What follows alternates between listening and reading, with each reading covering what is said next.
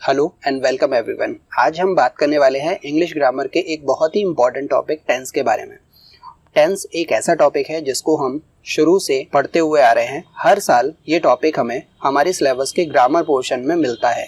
The reason why ये topic इतना important है क्योंकि इंग्लिश एक सब्जेक्ट से ज़्यादा एक लैंग्वेज है और लैंग्वेज का जो बेस होता है वो होता है उसकी ग्रामर। किसी भी लैंग्वेज का जो बेस है वो उसका ग्रामर का पोर्शन होता है। और इंग्लिश ग्रामर की हम बात करते हैं तो उसमें टेंसेस का नंबर पहला होता है, क्योंकि किसी भी भाषा को बोलना, लिखना, उसे रीड करना और उसे पढ़कर समझना, ये किसी भी भाषा के पीछे एक बेसिक मोटिव होता है। और किसी भी लैंग्वेज को समझने के लिए सबसे ज़्यादा इम्पॉर्टेंट है उसकी ग्रामर का हमें आना। तो वैसे ही इंग्लिश भी एक लैंग्वेज है और इंग्लिश ग्रामर उसका बेस है। और जब हम बेसिक की बात करते हैं तो पहला जो टॉपिक हमें आना चाहिए दैट इज टेंस। टेंसेस की हेल्प से ही हम इंग्लिश को बोल सकते हैं, सेंटेंस बनाना सीख सकते हैं, इंग्लिश को लिख सकते हैं, उसे रीड करके समझ सकते हैं। तो इसीलिए टेंसेस इतना इम्पॉर्टेंट टॉपिक है और ये हर साल हमें दिया जाता है बिकॉज हम एक सब्जेक्ट से ज़्यादा इंग्लिश को एज अ लैंग्वेज पढ़ें। तो आज हम इसी इम्पॉर्टेंट टॉपिक के बारे में डिस्कस करेंगे। सारा हमने जो भी अभी तक पढ़ा हुआ है उसे रिवाइंड करेंगे और इसमें ऐड करेंगे इंग्लिश ग्रामर के टेंसेस के ही कुछ इंपॉर्टेंट यूजेस एंड रूल्स, जिससे हम टेंसेस को अच्छे से समझ पाएं और फर्दर समझ के उनका यूज़ कर पाएं। तो आइए अब आगे बढ़ते हैं और बात करते हैं टेंसेस के बारे में। टेंस को हमने शुरू से अभी तक पढ़ा हुआ है कि टेंस जिसे हम काल बोलते हैं, काल क्योंकि शुद्ध हिंदी का एक शब्द है, इसे हम सिंप्लीफाई करेंगे तो काल को हम बोलते हैं समय और आगे समय को हम बोलते हैं टाइम। तो अगर हम टेंस को टाइम बोलें तो ये कहना बिल्कुल सही होगा अपने आप में, क्योंकि टेंस एक समय होता है। Tense is a time. Tense is a time. Tense समय होता है। अब टाइम को हम फर्दर 3 कैटेगरीज में डिवाइड करते हैं, विच मीन्स कि समय को हम 3 पार्ट में डिवाइड करते हैं, प्रेजेंट, पास्ट और future. That is past, present and future. Okay, तो ये हैं इसके 3 पार्ट। इनमें हम टाइम को डिवाइड करते हैं। टाइम के जैसे 3 हिस्से, past, present and future. Present का मतलब होता है वर्तमान, जिसको हम बोलते हैं अभी का समय। जो समय अभी है वो प्रेजेंट है। अब से पहले जो भी समय था जिसको हम बोलते हैं पास्ट। भूतकाल या फिर बीता हुआ समय, ये सब हमारा पास्ट होता है। और फ्यूचर का मतलब है भविष्यकाल या फिर कहें आने वाला समय। तो टाइम को हमने 3 हिस्सों में डिवाइड किया, प्रेजेंट, पास्ट, फ्यूचर। लेकिन जब हम टाइम की बात करते हैं तो ये टाइम है किस चीज का, ये समझना इंपॉर्टेंट है। टाइम होता है किसी भी वर्ब का। वर्ब को हम क्रिया बोलते हैं, क्रिया। और इसको सिंप्लीफाई करेंगे तो वर्ब का मतलब होता है कोई भी काम, राइट। तो जो समय होता है वो किसी काम के होने का समय होता है। तो कोई भी काम हुआ तो वो किस समय में हुआ, वो प्रेजेंट में हुआ, वो पास्ट में हुआ या फिर वो फ्यूचर में हुआ। तो हर टाइम फॉर्मेट के हिसाब से प्रेजेंट, पास्ट और फ्यूचर। प्रेजेंट में किसी भी काम को 4 तरीके से किया जाता है, मतलब किसी काम के होने की 4 कंडीशंस होती हैं और उन अलग अलग कंडीशन में कोई काम होता है, जिसमें पहला है कॉन्टिन्यूअस, जिसको हम बोलते हैं प्रेजेंट कॉन्टिन्यूअस। अगर प्रेजेंट में हम किसी भी काम के लगातार चल रहे होने की बात करते हैं, कोई भी काम कंटिन्यू होता है या फिर प्रोसेस में होता है, लगातार चल रहा होता है, तो उसको हम बोलते हैं प्रेजेंट कॉन्टिन्यूअस टेंस, राइट। और इसकी दूसरी कंडीशन होती है परफेक्ट, ऑलराइट। प्रेजेंट कॉन्टिन्यूअस में किसी भी काम को लगातार किया जा रहा होता है, लेकिन परफेक्ट में वो काम हो चुका होता है या फिर किसी भी काम को कर लिया होता है। तो जब कोई काम खत्म हो जाता है तो हम बात करते हैं प्रेजेंट परफेक्ट की। थर्ड कंडीशन होती है इंडेफिनाइट।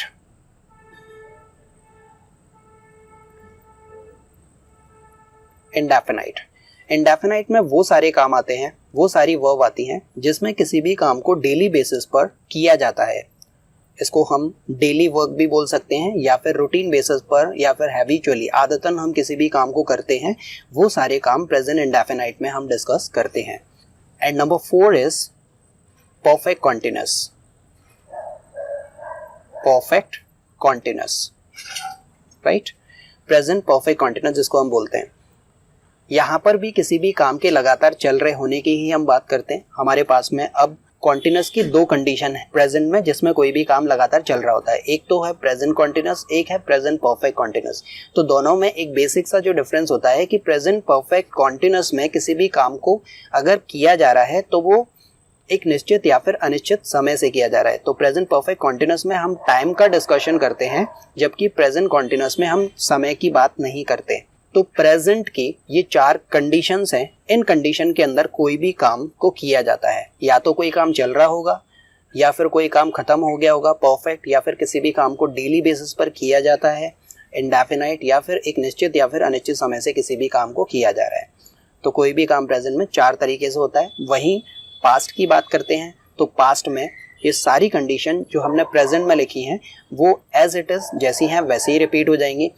पास्ट में, प्रेजेंट में कोई काम चल रहा है तो प्रेजेंट कॉन्टिन्यूअस, और पास्ट में कोई काम चल रहा था तो पास्ट कॉन्टिन्यूअस, राइट। प्रेजेंट में कोई काम खत्म हो चुका है तो प्रेजेंट परफेक्ट, पास्ट में कोई काम खत्म हो चुका था तो पास्ट परफेक्ट, ऑलराइट। प्रेजेंट में किसी भी काम को किया जाता है डेली बेसिस पर, अगर कोई काम होता है तो प्रेजेंट इंडेफिनाइट। पास्ट में कोई भी काम हुआ था या फिर किसी भी काम को किया गया था तो पास्ट इंडेफिनाइट। प्रेजेंट में निश्चित या फिर अनिश्चित समय से किसी भी काम को लगातार किया जा रहा है तो प्रेजेंट परफेक्ट कॉन्टिन्यूअस। पास्ट में ले जाएंगे तो ये हो जाएगा past perfect continuous, alright. Future में आ जाते हैं। फ्यूचर में किसी भी काम को किया जा रहा होगा तो ये हो जाएगा फ्यूचर कॉन्टिन्यूअस, ऑलराइट। काम हो चुका होगा फ्यूचर में तो फ्यूचर परफेक्ट। किसी भी काम को किया जाएगा, कोई भी काम होगा तो फ्यूचर इंडेफिनाइट। एक ही तरीके से हमें इसको रखना है। और किसी भी काम को किया जा रहा होगा निश्चित या फिर अनिश्चित समय से तो उसको हम बोलते हैं फ्यूचर परफेक्ट कॉन्टिन्यूअस। तो प्रेजेंट, पास्ट और फ्यूचर में टोटल मिला के 12 कंडीशंस होती हैं। How many? 12। 12 कंडीशंस होती हैं। इन 12 कंडीशन के अंदर किसी भी काम को किया जाता है। प्रेजेंट में कोई काम 4 तरीके से होता है, मतलब वर्ब के आने के 4 तरीके होते हैं। पास्ट में भी काम 4 तरीके से होता है और फ्यूचर में भी काम 4 तरीके से 4 कंडीशंस में किया जाता है। तो कुल मिला के 12 कंडीशंस होती हैं जिसको हम बोलते हैं 12 टेंसेस, 12 टाइप्स ऑफ टेंसेस। तो ये टेंसेस का पूरा एक चार्ट है।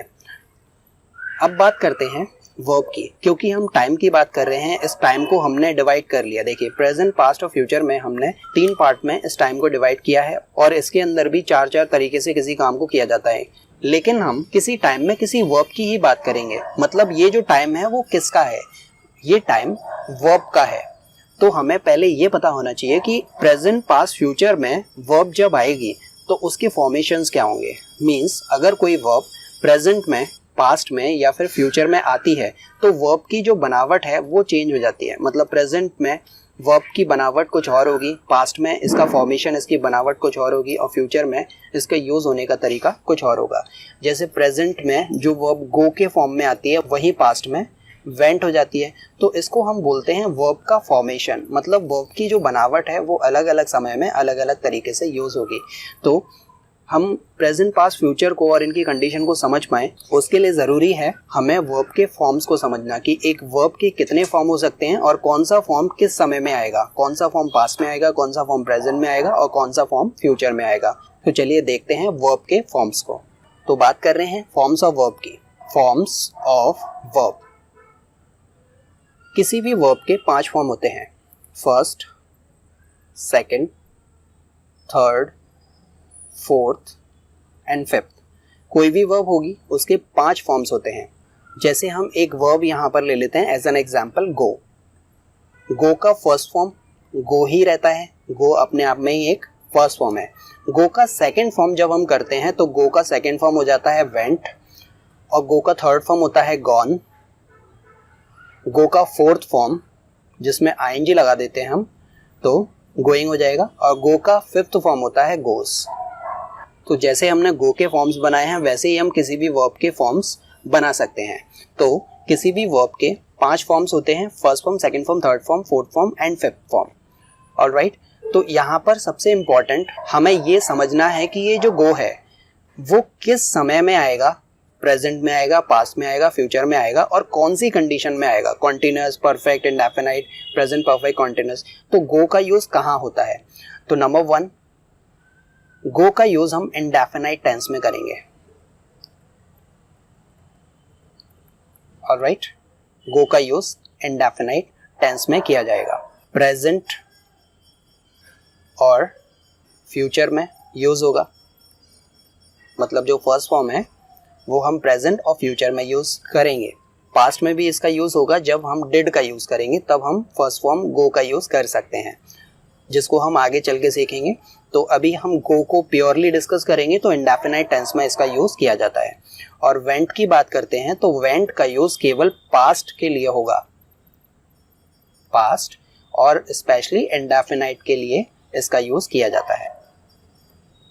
राइट, वेंट की बात कर रहे हैं तो वेंट का यूज स्पेशली पास्ट इंडेफिनाइट में किया जाएगा, और जो सेकंड फॉर्म होता है वर्ब का सेकंड फॉर्म, ये पास्ट के लिए, वर्ब का सेकंड फॉर्म बना ही पास्ट के लिए है, तो जो सेकंड फॉर्म होता है वो पास्ट के लिए ही यूज किया जाता है।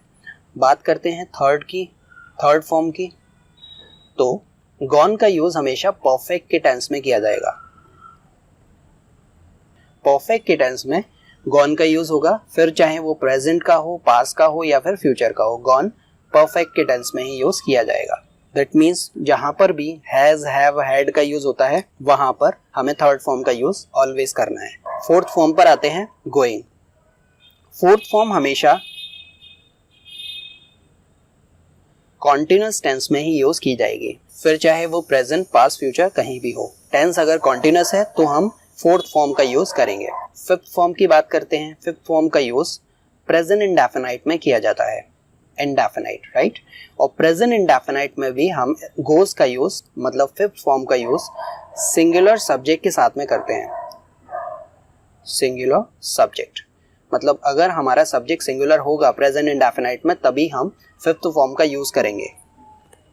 तो ये हैं वर्ब्स के फॉर्म और उनका डिस्क्रिप्शन।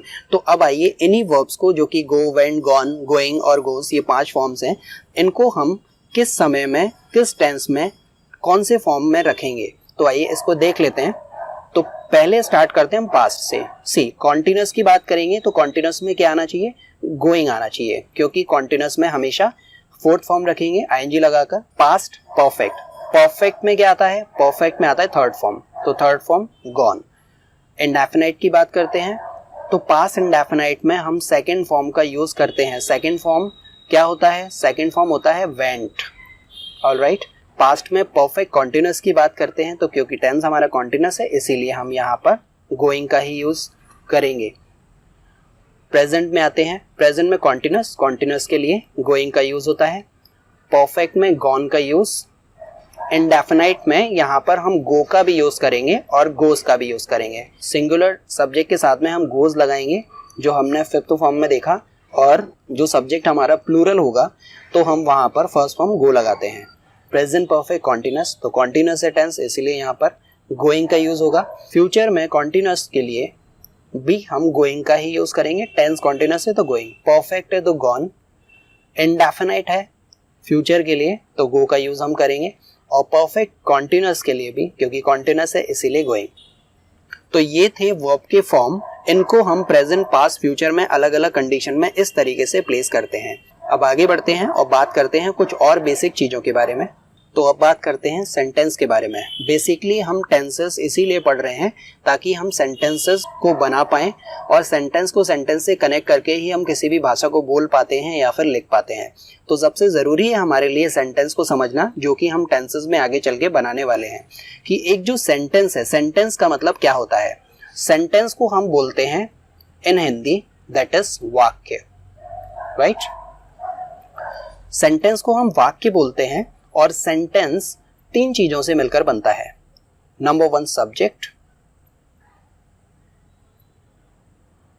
सेकंड है वर्ब और थर्ड है ऑब्जेक्ट। ऑलराइट, तो हमारे पास में ये 3 चीजें होती हैं किसी भी सेंटेंस को बनाने के लिए। रिमेंबर दैट इंग्लिश का कोई भी सेंटेंस होगा उसमें ये कॉन्सेप्ट हमेशा फॉलो किया जाना चाहिए, तभी हम एक सेंटेंस को बना सकते हैं, अदरवाइज वो सेंटेंस नहीं बन सकता। तो सबसे पहले हम बात करते हैं सब्जेक्ट और उसके बाद में हमें देखना है वर्ब और उसके बाद में हमें देखना होता है ऑब्जेक्ट। इन्हीं तीनों को जब हम एक साथ में मिला देते हैं तो हमारा एक सेंटेंस कंप्लीट सेंटेंस बनता है।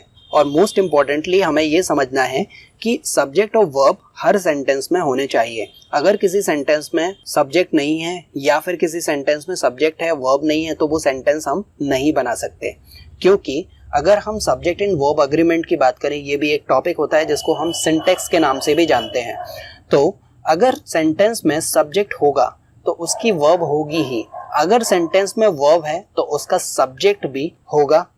तो सब्जेक्ट और वर्ब हमेशा एक साथ में चलते हैं। ऑब्जेक्ट हमारा ऑप्शनल होता है, ऑब्जेक्ट हो भी सकता है और नहीं भी हो सकता, लेकिन सब्जेक्ट और वर्ब हमें कंपल्सरीली रिक्वायर्ड है किसी भी सेंटेंस को बनाने के लिए। तो पहले हम बात करते हैं सब्जेक्ट की। अब सब्जेक्ट के 2 मतलब होते हैं। एक तो सब्जेक्ट का मतलब होता है विषय, राइट, सब्जेक्ट का मतलब विषय, जैसे कि हिस्ट्री एक सब्जेक्ट है, ज्योग्राफी एक सब्जेक्ट है, मैथमेटिक्स एक सब्जेक्ट है, तो ये सारे सब्जेक्ट हैं। लेकिन यहाँ पर सब्जेक्ट का मतलब विषय नहीं है, यहाँ सब्जेक्ट का मतलब है कर्ता।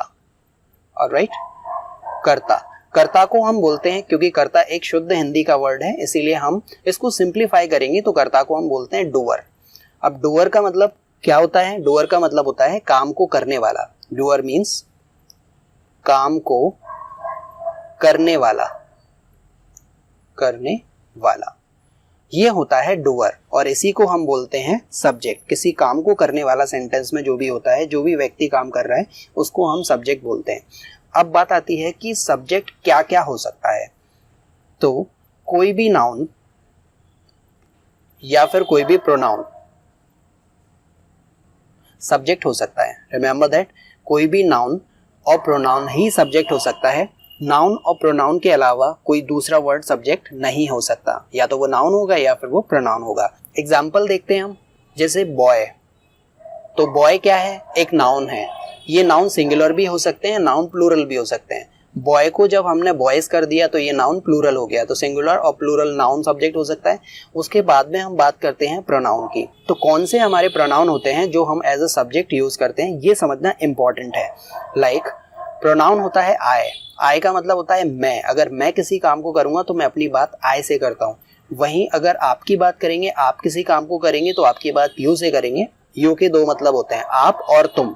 तुमको भी हम यू बोल सकते हैं और आपको भी हम यू बोल सकते हैं। अगर हम किसी काम को करेंगे तो हमारी बात हम वी से करते हैं। अगर वे लोग किसी काम को करेंगे तो हम उनकी बात दे से करेंगे। सी, वी और दे, ज्यादा लोगों की हम जब भी बात करते हैं तो या तो हम वी यूज करेंगे या फिर हम दे यूज करेंगे। अब दोनों के बीच में डिफरेंस एक बेसिक सा ये है कि जब ज्यादा लोगों के अंदर आप पर्सनली खुद इन्वॉल्व होते हो किसी काम को करने में, तब आप वी से बात करते हो। और जब आप ज्यादा लोगों के बीच में इन्वॉल्व नहीं होते हो, उनके साथ इन्वॉल्व नहीं होते हो किसी काम को करने में, तो वहां आप दे से बात करेंगे। तो आई का मतलब मैं जब किसी काम को करूंगा तो आए, आप किसी काम को करेंगे तो यू, हम किसी काम को करेंगे तो वी, और वे लोग किसी काम को करेंगे तो दे। अगर किसी तीसरे व्यक्ति की हम बात करते हैं, थर्ड पर्सन की, वो सिंगुलर लड़का है तो ही और लड़की है तो हम शी से बात करते हैं। किसी नॉन लिविंग थिंग की बात करेंगे तो वहां पर हम इट से बात कर सकते हैं। तो ये हमारे 7 प्रोनाउंस होते हैं जिनको हम एज अ सब्जेक्ट यूज करते हैं, राइट। नाउन हमारा सिंगुलर भी हो सकता है, प्लूरल भी हो सकता है, और ये जो प्रोनाउन है वो 7 होते हैं, I, you, we, they, he, she, it, जिनको हम एज अ सब्जेक्ट यूज करते हैं। और इनका डिस्कशन हम आगे जब सेंटेंस मेकिंग करेंगे तब हम इनको अच्छे से यूज करना सीखेंगे। तो ये हो गया सब्जेक्ट, जो नाउन और प्रोनाउन हो सकता है। सब्जेक्ट का मतलब कर्ता, डूअर, किसी काम को करने वाला। अब आते हैं हम वर्ब पर। वर्ब का मतलब होता है क्रिया, राइट। वर्ब को हम 2 कैटेगरीज में डिवाइड करते हैं। पहला है हेल्पिंग वर्ब और दूसरा है main verb. Alright, helping verb का मतलब ऐसे शब्द होते हैं जो कि सेंटेंस को बनाने में, सेंटेंस को पूरा करने में आपकी हेल्प करते हैं, राइट। और दूसरा, ऐसे वर्ड्स होते हैं जो कि आपको समय को इंडिकेट करते हैं, जो आपको टाइम को इंडिकेट करते हैं। मतलब किसी सेंटेंस को अगर हमें पहचानना है कि वो सेंटेंस प्रेजेंट का है, पास्ट का है या फिर फ्यूचर का है, तो हम सब्जेक्ट को देखकर, हम बॉय, बॉयज या फिर आई, यू, देवी को देखकर ये नहीं बता सकते कि सेंटेंस प्रेजेंट, पास्ट, फ्यूचर कहाँ पर है, क्योंकि ये तो हर जगह सेम रहेंगे। लेकिन जब हमें सेंटेंस को समझना है कि sentence actually present, past, future कहाँ पर है, तो हमें सबसे पहले देखना होता है हेल्पिंग वर्ब। जैसे ही हम हेल्पिंग वर्ब को देखते हैं वैसे हमारे समझ में आ जाता है कि ये सेंटेंस प्रेजेंट, पास्ट या फिर फ्यूचर कहाँ पर है, क्योंकि हेल्पिंग वर्ब ऐसे वर्ड्स होते हैं जो हमें टाइम को इंडिकेट करते हैं। जैसे अगर हेल्पिंग वर्ब हमारे इज, एम, आर है, हेल्पिंग वर्ब अगर हैज, हैव हैं, या फिर हेल्पिंग वर्ब हमारे डू, डज हैं, तो ये हमें बताते हैं कि सेंटेंस हमारा प्रेजेंट में है। वहीं अगर हम पास्ट की बात करेंगे तो पास्ट में डिड होगा, हैड होगा या फिर वॉज, वर होगा, राइट। तो ये हमें बताते हैं कि कोई भी सेंटेंस पास्ट में है। वहीं फ्यूचर की बात करेंगे तो फ्यूचर में विल और शैल, विल और शैल हमें ये बताते हैं कि कोई भी सेंटेंस हमारा फ्यूचर में होगा। तो the moment we look at the helping verb, तो हमें ये पता पड़ जाता है कि सेंटेंस हमारा एक्चुअली है कहाँ। तो ये सिंपली हमारी टेंस को पहचानने में या फिर किसी सेंटेंस को पहचानने में हेल्प करते हैं कि सेंटेंस कहाँ बन रहा है, प्रेजेंट, पास्ट या फिर फ्यूचर। तो हेल्पिंग वर्ब को हम बोल सकते हैं टाइम इंडिकेटिंग वर्ड्स, जिसको हम बोलते हैं टाइम वर्ड्स। ऑलराइट, समय की जानकारी देने वाले जो शब्द होते हैं उनको हम बोलते हैं helping verb. These are time words. अब मेन वर्ब की बात करेंगे तो मेन वर्ब हमें बताता है एक्शन, एक्शन के बारे में। कोई भी काम हुआ जिसको हम बोलते हैं काम, कोई भी काम हुआ जैसे आना, जाना, पढ़ना, पढ़ाना, बोलना, सुनना, ये सारे काम होते हैं, राइट। तो इसको हम बोलते हैं मेन वर्ब। अब बात करते हैं ऑब्जेक्ट की। ऑब्जेक्ट भी कोई भी नाउन या फिर कोई भी प्रोनाउन हो सकता है। ऑब्जेक्ट या तो कोई नाउन होगा या फिर कोई प्रोनाउन होगा जिसके ऊपर किसी काम को किया जाता है, जिसके ऊपर काम होता है, राइट। सेंटेंस को देखिए यहां पर, he is teaching him, he is teaching him. तो यहां पर पढ़ाने का काम क्या है, ये टीच का मतलब क्या है, पढ़ाना। तो ये क्या हो गया, हमारा मेन वर्ब हो गया। और इज क्या है, इसको हम आगे चल के डिटेल में समझेंगे। अगर आपको समझ में आता है दैट्स वेरी नाइस, अगर नहीं आता तो आगे चल के हम इसको समझेंगे, राइट। इज यहाँ पर हेल्पिंग वर्ब है। अब ये हेल्पिंग वर्ब हमें बता रहा है कि सेंटेंस हमारा कहाँ पर है, प्रेजेंट में है, राइट। और टीचिंग हमें बता रहा है कि पढ़ाने का काम हो रहा है। पढ़ाने का काम कर कौन रहा है, इसमें डूअर कौन है, इसमें ही है। तो ही क्या हो गया, सब्जेक्ट हो गया, ठीक है, सब्जेक्ट। और वहीं काम किसके ऊपर हो रहा है, ही इज टीचिंग, ही पढ़ा रहा है। अब किसको पढ़ा रहा है, वो किसी एक लड़के को पढ़ा रहा है जिसके लिए हमने हिम रखा है। तो एक्चुअली काम किसके ऊपर हुआ, हिम के ऊपर हुआ। तो हिम हमारा ऑब्जेक्ट हो गया, ऑलराइट। तो सब्जेक्ट का मतलब होता है जो किसी काम को करने वाला है। हेल्पिंग वर्ब हमें टाइम को इंडिकेट करती है, समय की जानकारी देती है, टाइम के बारे में बताती है।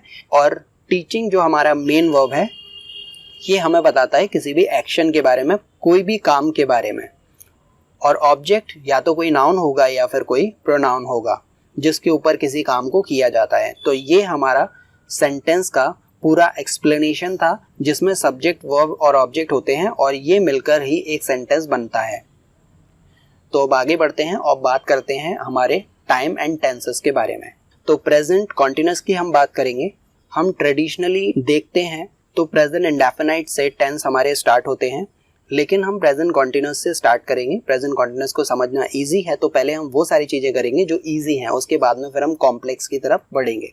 तो प्रेजेंट कॉन्टिन्यूअस के बारे में हम बात करते हैं। तो प्रेजेंट कॉन्टिन्यूअस का मतलब होता है प्रेजेंट में जब कोई काम चल रहा होता है, काम चल रहा है। जब प्रेजेंट में कोई भी काम लगातार चल रहे होने की हम जब बात करते हैं तो हम प्रेजेंट कॉन्टिन्यूअस उसे बोलते हैं।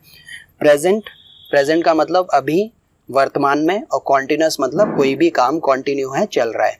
और प्रेजेंट कॉन्टिन्यूअस को बताने के लिए हमारे पास में जो वर्ड्स होते हैं दीज आर इज, एम और are. Alright, is, am, are. Is, am, are हमें ये बताते हैं कि प्रेजेंट है और प्रेजेंट में भी कोई भी काम चल रहा है। और इज, एम, आर के बाद में, क्योंकि is, am, are helping verb है और इज, एम, आर के बाद में जो हम वर्ब रखते हैं, वर्ब हमेशा आईएनजी के साथ में आता है। क्योंकि इससे पहले जो हमने देखा था वर्ब्स के फॉर्म्स को, जो कॉन्टिन्यूअस टेंस था इसमें हम हमेशा वर्ब को फोर्थ फॉर्म में रखते हैं, तो यहाँ पर फोर्थ फॉर्म होता है वर्ब का ING form.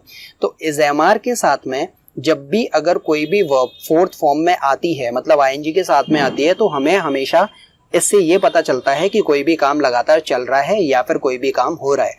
Is, am, are verb का आईएनजी फॉर्म, मतलब कोई भी काम चल रहा है। और इज, एम, आर के पहले हमें लगाना होता है दैट इज सब्जेक्ट। फाइन, तो पहले हो गया सब्जेक्ट, उसके बाद में इज, एम, आर, उसके बाद में वर्ब का आईएनजी फॉर्म एंड देन हमारा ऑब्जेक्ट आता है। ऑलराइट, तो ये हमारा पूरा फॉर्मूला हो गया, subject, is, am, are, verb का आईएनजी फॉर्म और ऑब्जेक्ट। राइट, सी वर्ब का आईएनजी फॉर्म तो हर सेंटेंस में हमारा यूज होगा। ऑब्जेक्ट, इससे कोई ज्यादा फर्क नहीं पड़ता, हो सकता है और नहीं भी हो सकता, जैसा कि हमने पहले अभी प्रीवियसली डिस्कस किया।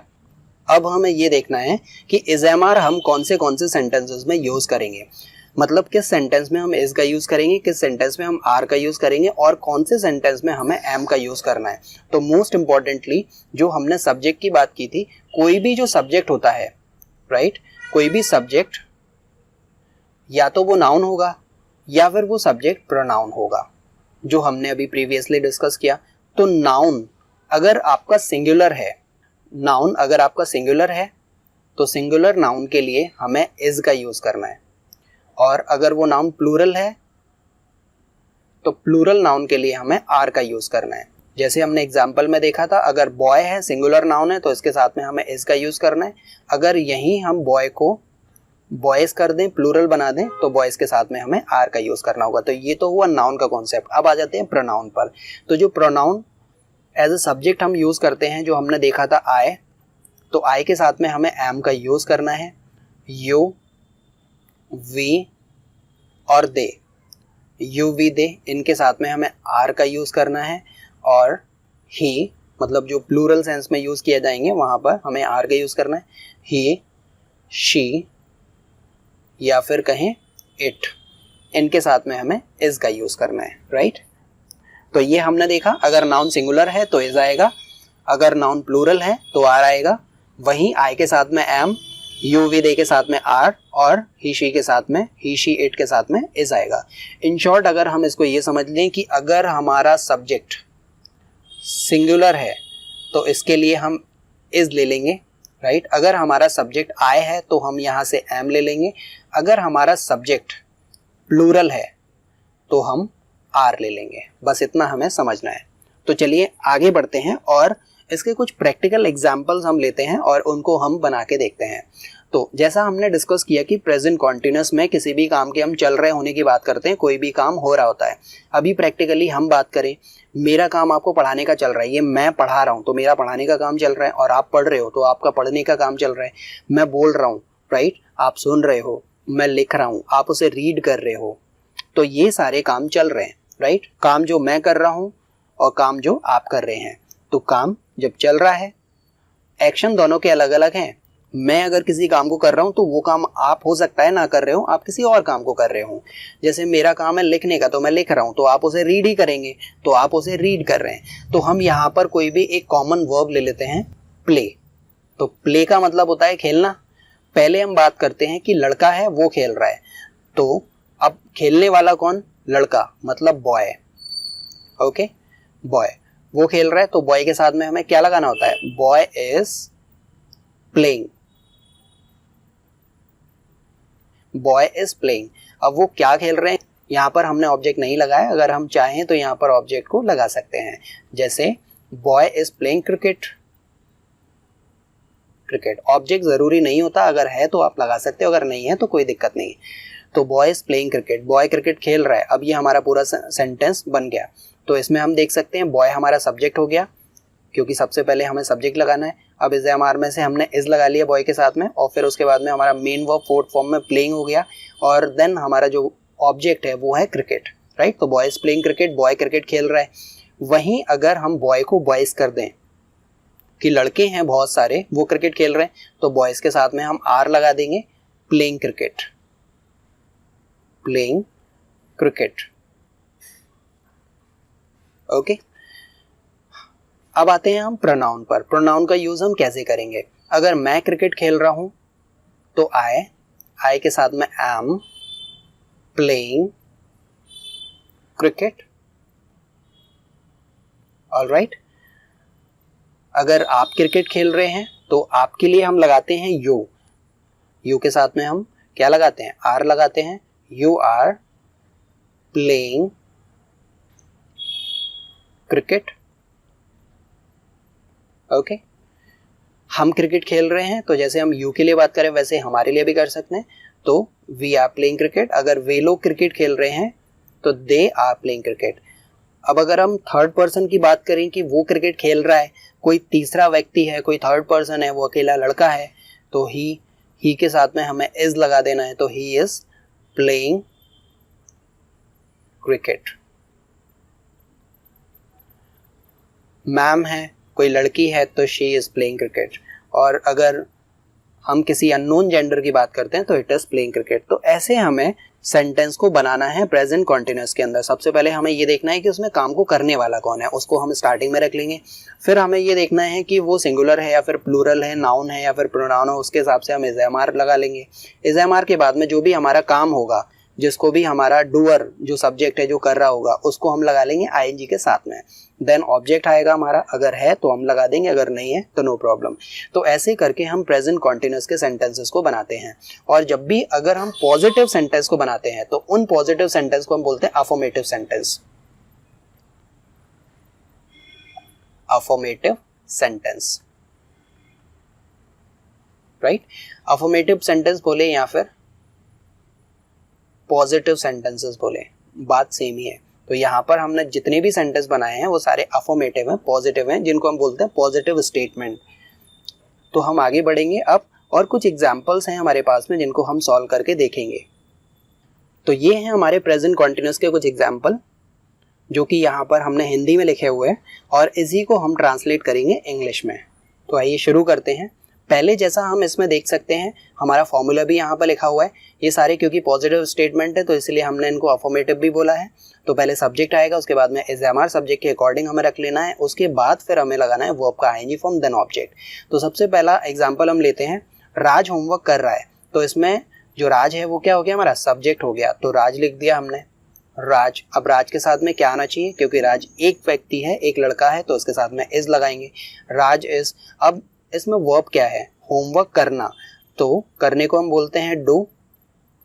हम यहाँ पर डू भी लगा सकते हैं, फिनिश होमवर्क भी कर सकते हैं, कंप्लीट होमवर्क भी कर सकते हैं। तो हमने यहाँ पर एग्जाम्पल में लेट्स से डू ही ले लिया, तो हमने डू का डूइंग कर दिया। राज इज डूइंग क्या, होमवर्क। ओके, तो राज इज डूइंग होमवर्क। तो राज हो गया हमारा सब्जेक्ट, इज हो गया हेल्पिंग वर्ब और डूइंग हो गया मेन वर्ब और होमवर्क हो गया हमारा ऑब्जेक्ट, जिसको हमने देखा था एक सेंटेंस को हम बनाने में इन्हीं का यूज करते हैं। सेकंड एग्जांपल पर आ जाइए, स्टूडेंट्स शोर मचा रहे हैं। तो स्टूडेंट्स यहाँ पर जैसा है इसको वैसे लिख लेना है क्योंकि इंग्लिश में ही लिखा हुआ है।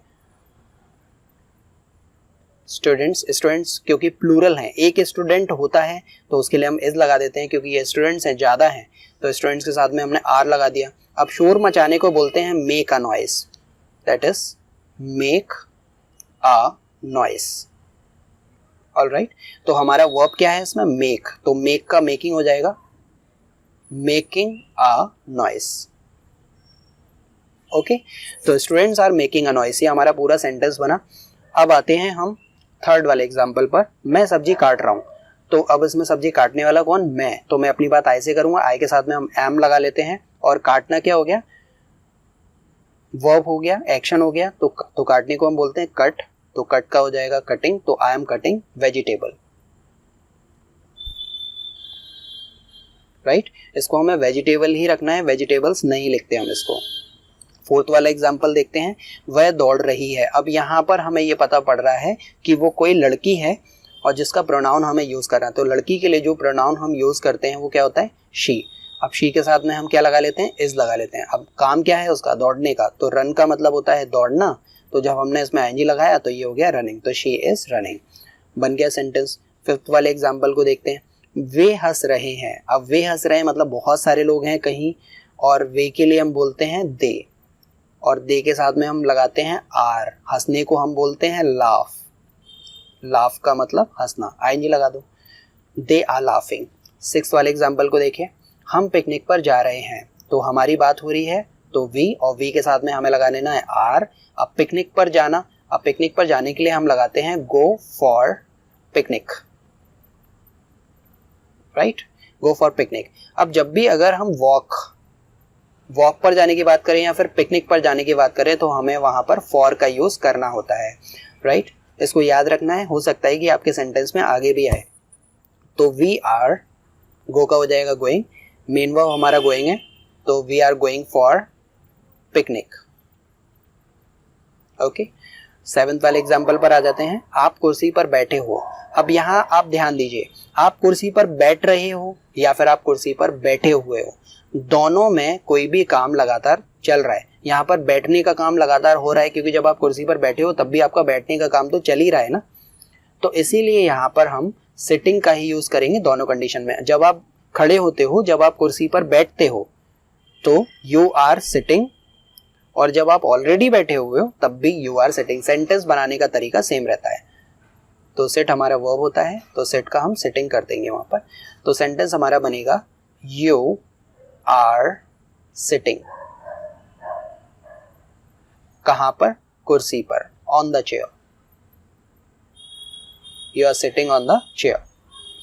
8 वाले एग्जाम्पल पर आते हैं, राज और प्रिया गा रहे हैं। अब देखिए यहाँ पर हमें दो नाउन मिले, एक तो मिला राज एंड प्रिया। अब राज और प्रिया कितने हो गए? 2, तो 2 के साथ में हम आर का यूज करेंगे। गाने को हम बोलते हैं सिंग, सिंग, तो आईएनजी लगा देते हैं हम, they are singing. A song हम चाहें तो रख सकते हैं, अगर नहीं भी रखेंगे कोई फर्क नहीं पड़ता, दे आर सिंगिंग मतलब वो गा रहे हैं। 9th वाले एग्जाम्पल पर आते हैं, कुत्ता भौंक रहा है, तो भौंकने का काम किसने किया? कुत्ते ने। कुत्ते को हम बोलते हैं डॉग, और डॉग के साथ में हम क्या लगाएंगे? क्योंकि एक कुत्ता है तो इज लगा देंगे। अब भौंकने को हम बोलते हैं बार्क, तो बार्क में हमने आईएनजी लगाया तो क्या हो गया? बार्किंग। तो कुत्ता भौंक रहा है तो डॉग इज बार्किंग।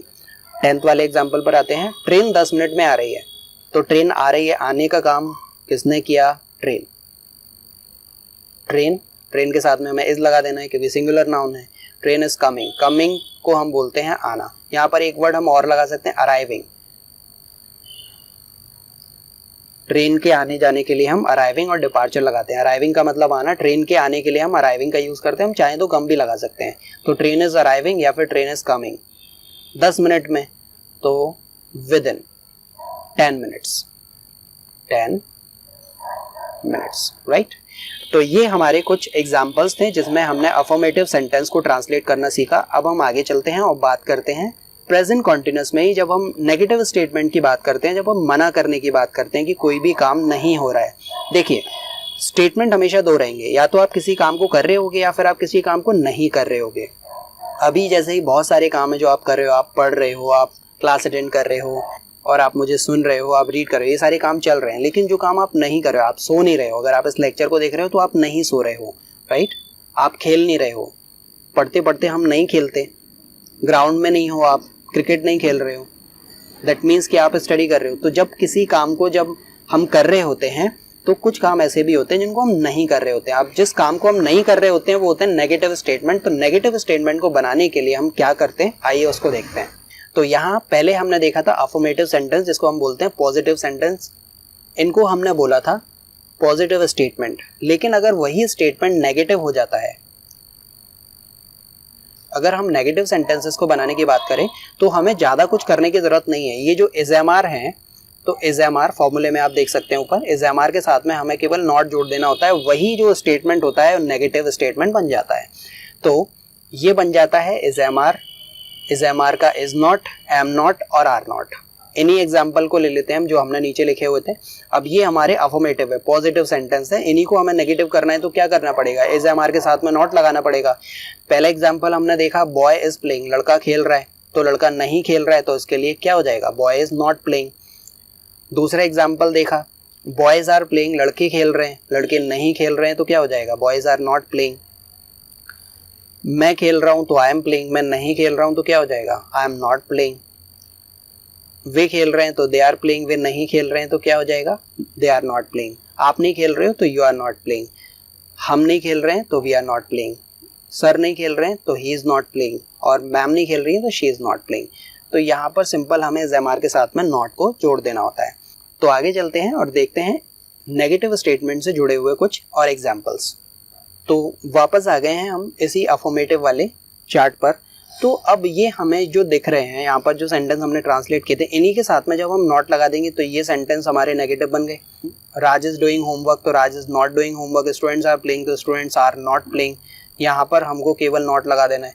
तो ऐसे करके हम किसी भी स्टेटमेंट को नेगेटिव बना सकते हैं। हम इसके कुछ फ्रेश एग्जाम्पल्स लेंगे और उनको बना के देखते हैं। तो ये हमारे प्रेजेंट कॉन्टिन्यूस के नेगेटिव के कुछ एग्जाम्पल, जिसमें हमने क्या किया है, इस ZMR के साथ में हमने नॉट को जोड़ दिया है और बाकी जो सब कुछ जैसा था वैसा ही है। तो चलिए इनके एग्जाम्पल पर आते हैं और इन्हीं एग्जाम्पल को हम कन्वर्ट करते हैं इंग्लिश में। तो पहला एग्जाम्पल है हमारा, वह आज नहीं आ रहा है। तो आ रहा है मतलब यहाँ पर हमें इंडिकेशन मिल रहा है कि किसी थर्ड पर्सन की बात कर रहे हैं, वो लड़का है। तो लड़का है तो हम ही लगा देते हैं, ही के साथ में इज। अब क्योंकि नहीं लगा हुआ है, नॉट बनाना है इसको, तो नॉट लगा दिया, ही is not coming, he is not coming today. वो आज नहीं आ रहा है तो he is not coming today. मैं झूठ नहीं बोल रहा हूँ, तो आई के साथ में एम लगा दिया, नॉट लगा दिया। अब झूठ बोलने को बोलते हैं tell a lie, tell a lie. Okay, यहाँ पर लाई का मतलब इंडिविजुअली भी झूठ बोलना ही होता है, लाई। तो आई एम नॉट लाइंग, हम इसको ऐसे भी कर सकते हैं। I am not telling a lie, ऐसे भी कर सकते हैं। हम लाई में कंफ्यूजन कई बार ये हो जाती है कि लाई का मतलब तो लेटना भी होता है। तो मैं नहीं लेट रहा हूं तो आई एम नॉट लाइंग, मैं झूठ नहीं बोल रहा हूं तो आई एम नॉट लाइंग। तो यहाँ पर क्योंकि कंफ्यूजन ना हो, इसीलिए यहाँ पर हमने टेल अ लाई का यूज किया है। इसका मतलब ही केवल झूठ बोलना ही होता है। तीसरे एग्जाम्पल पर आते हैं, तुम वहां नहीं जा रहे हो। तो तुम्हारी बात हो रही है तो यू के साथ में आर, सेंटेंस नेगेटिव है तो नॉट लगा दिया। गोइंग, तो यू आर नॉट गोइंग, कहाँ, वहां, तो देयर को बोलते हैं वहां, तो you are not going there.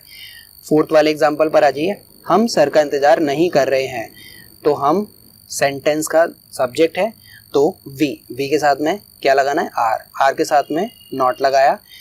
इंतजार नहीं कर रहे हैं, अब वेट का मतलब होता है इंतजार करना, तो वेट का वेटिंग हो जाएगा, we are not waiting. Wait के साथ में हम फॉर का यूज करते हैं, we are not waiting for, किसका इंतजार करना, सर का, तो we are not waiting for sir. Okay, next example देखते हैं, श्याम कार नहीं चला रहा है। तो श्याम हो गया डूअर हमारा सब्जेक्ट, श्याम के साथ में इज नॉट लगा देंगे हम। अब कार चलाने को हम बोलते हैं ड्राइव द कार, तो ड्राइव का हो जाएगा ड्राइविंग, तो Shyam is not driving the car. Okay, Suraj और गोलू आज नहीं खेल रहे हैं। तो सूरज, ये हमें एक डूअर मिला, एंड गोलू, ये दूसरा हमारा सब्जेक्ट है, तो ये हमारा दूसरा नाउन है, दूसरा डूअर है। आज नहीं खेल रहे हैं, तो नहीं खेल रहे हैं तो पहले तो हमें यहाँ पर आर लगा लेना है, क्योंकि दो लोगों की बात हो रही है, सूरज एंड गोलू। तो आर के साथ में हमें लगा देना नॉट प्लेइंग टुडे। टुडे का मतलब होता है आज, ठीक है। तो ऐसे हमने इनको नेगेटिव में कन्वर्ट कर लिया। अब आगे चलते हैं और बात करते हैं इंटरोगेटिव सेंटेंस की। तो अब हम बात कर लेते हैं इंटरोगेटिव सेंटेंस की। तो यहां पहले हम बात करते हैं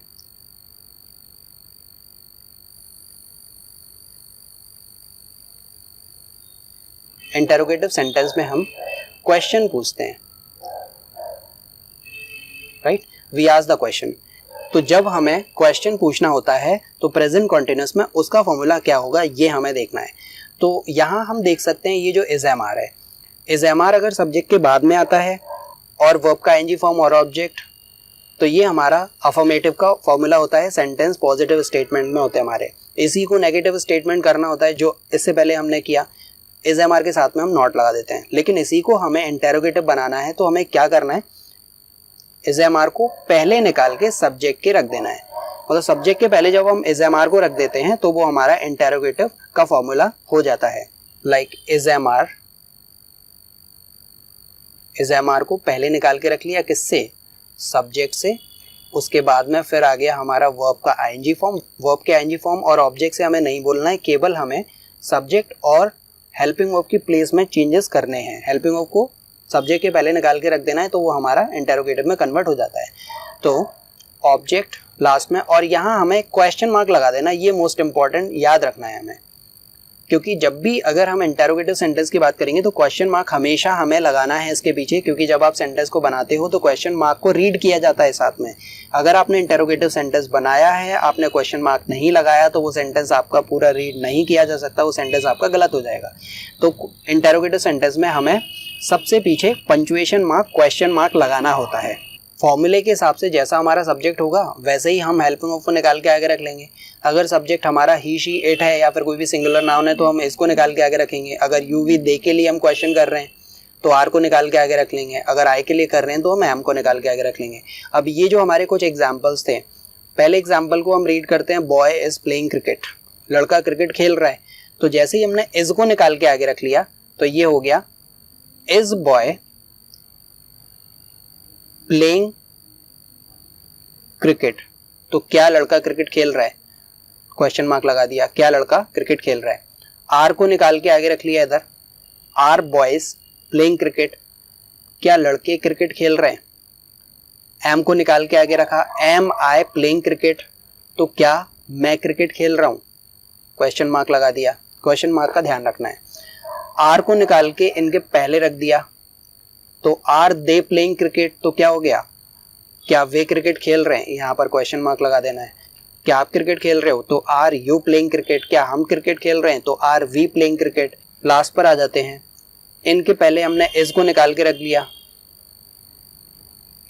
तो इज इट प्लेइंग क्रिकेट, क्या वो क्रिकेट खेल रहा है। अननोन जेंडर के लिए हमने यूज किया, क्या वो लड़का क्रिकेट खेल रहा है, इज ही प्लेइंग क्रिकेट, क्या वो क्रिकेट खेल रही है, तो इज शी प्लेइंग क्रिकेट। तो सिंपल हमें इज एम आर को आगे निकाल के रख देना होता है, वही हमारा इंटेरोगेटिव सेंटेंस होता है जिसमें हम क्वेश्चन पूछने की बात करते हैं। यहाँ पर क्वेश्चन मार्क लगाना है।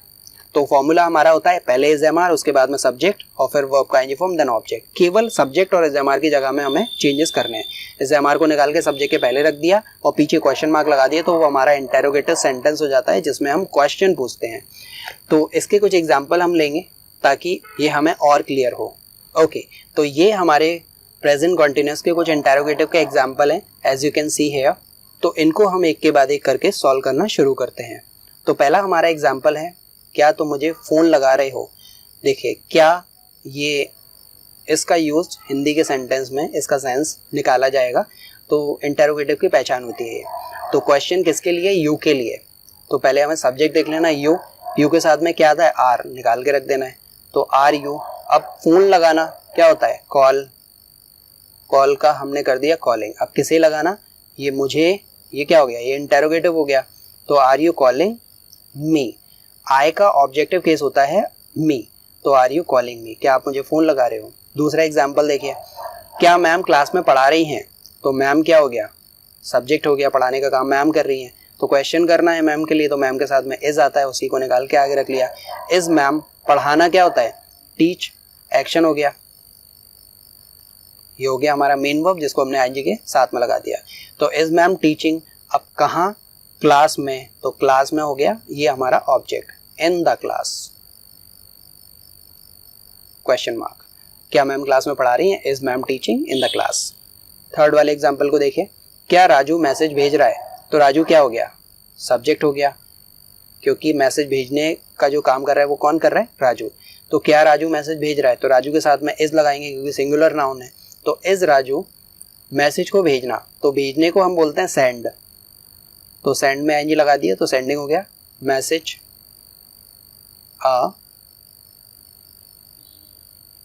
Is Raju sending a message, question mark लगा दिया। नेक्स्ट एग्जांपल है, क्या वे तुम्हें बुला रहे हैं। अब दे के लिए है क्वेश्चन और दे के साथ में क्या आता है, आर, तो आर दे। अब बुलाने को हम बोलते हैं कॉल, कॉल का हो जाएगा कॉलिंग। फोन लगाने को भी हम कॉल बोल सकते हैं और बुलाने को भी हम कॉल बोल सकते हैं। तो आर दे कॉलिंग, किसको, तुम्हें, तो तुम्हें क्या हो गया, ये हमारा ऑब्जेक्ट हो गया। तो यू का ऑब्जेक्टिव केस भी यू ही होता है, तो are they calling you.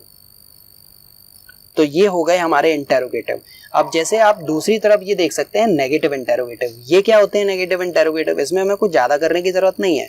Subject के बाद में जब हम नॉट जोड़ देते हैं तो वही हमारा नेगेटिव इंटेरोगेटिव हो जाता है। मतलब जिसको हम बोलते हैं नेगेटिव क्वेश्चन। मतलब क्वेश्चन तो कर रहे हैं लेकिन वो क्वेश्चन नेगेटिव है। यहाँ पर आपने ये जो एग्जाम्पल अभी देखे, ये सारे पॉजिटिव क्वेश्चन थे। क्या आप किसी काम को कर रहे हो, क्या आप किसी काम को कर रहे हो, क्या वो किसी काम को कर रहा है। लेकिन जब हम इनको नेगेटिव इंटेरोगेटिव बनाएंगे तो सेंटेंस कुछ इस तरीके का होगा, क्या आप किसी काम को नहीं कर रहे हो। तो इनको हम बोलते हैं नेगेटिव इंटेरोगेटिव। तो हमें करना क्या होता है, ये जो हमारे सेंटेंस ऑलरेडी हैं केवल सब्जेक्ट के बाद में हमें नॉट लगा देना होता है। जैसे कि पहला एग्जाम्पल हमने देखा था आर यू कॉलिंग मी, तो इसी को हमने नेगेटिव इंटेरोगेटिव में बनाया। फॉर्मूले के हिसाब से भी हम देख सकते हैं। तो आर यू, ये हो गया सब्जेक्ट, सब्जेक्ट के बाद में हमें लगा देना है नॉट। तो are you not calling me, are you not calling me, right. और देखिए दूसरा एग्जाम्पल है is ma'am teaching in the class, क्या मैम क्लास में पढ़ा रही हैं। इसी को नेगेटिव इंटेरोगेटिव बना लिया, क्या मैम क्लास में नहीं पढ़ा रही हैं। तो इज मैम, नेगेटिव करना है नॉट लगा दो, teaching in the class, in the class, okay. Is ma'am not teaching in the class. Third वाला एग्जाम्पल था हमारा is Raju sending a message, क्या राजू मैसेज भेज रहा है। इसी को नेगेटिव कर लिया, क्या राजू मैसेज नहीं भेज रहा है। तो इज राजू, और इसी को नेगेटिव करने के लिए हमें नॉट लगा देना है, not sending a message, sending a message, alright. Fourth वाले एग्जाम्पल को देख सकते हैं आर दे कॉलिंग यू, क्या वो तुम्हें बुला रहे हैं। तो are they not calling you, क्या वो तुम्हें नहीं बुला रहे हैं। Are they not calling you, क्या वो तुम्हें नहीं बुला रहे हैं। ये हो गए हमारे नेगेटिव इंटेरोगेटिव में कन्वर्ट। अब यहाँ हम डबल इंटेरोगेटिव की बात और कर लेते हैं। डबल इंटेरोगेटिव, डबल इंटेरोगेटिव का मतलब क्या होता है, जो सेंटेंस पहले से ही इंटेरोगेटिव है उसको एक बार और इंटेरोगेटिव जब हम कर देते हैं तो वो हो जाता है डबल इंटेरोगेटिव। तो ये जो इंटेरोगेटिव्स के आप दोनों फॉर्मूले देख सकते हो, इंटेरोगेटिव और नेगेटिव इंटेरोगेटिव। तो डबल इंटेरोगेटिव करने के लिए हमें केवल सेंटेंस में सबसे पहले क्वेश्चन वर्ड जोड़ देना होता है। क्वेश्चन वर्ड जैसे what, where, when, how, why, जो भी हम पूछना चाह रहे हैं क्वेश्चन में, हमें वैसा ही क्वेश्चन वर्ड जोड़ देना होता है। पहले वाले एग्जांपल को लेते हैं, आर यू कॉलिंग मी, क्या आप मुझे कॉल लगा रहे हो। हमने एक क्वेश्चन वर्ड जोड़ दिया कि आप मुझे कॉल क्यों लगा रहे हो, तो ये हो गया why are you calling me. आप मुझे कॉल कैसे लगा रहे हो, तो how are you calling me. आप मुझे कॉल कब लगा रहे हो, तो when are you calling me. आप मुझे कॉल कहाँ लगा रहे हो, तो where are you calling me. तो ऐसे हमें क्वेश्चन वर्ड को, ऑलरेडी इंटेरोगेटिव सेंटेंस है तो उसी इंटेरोगेटिव में हमें क्वेश्चन वर्ड जोड़ देना होता है। तो ये हो गया हमारा डबल इंटेरोगेटिव, जो हमने यहाँ पर व्हाई, व्हेन, हाउ, वेयर का यूज किया।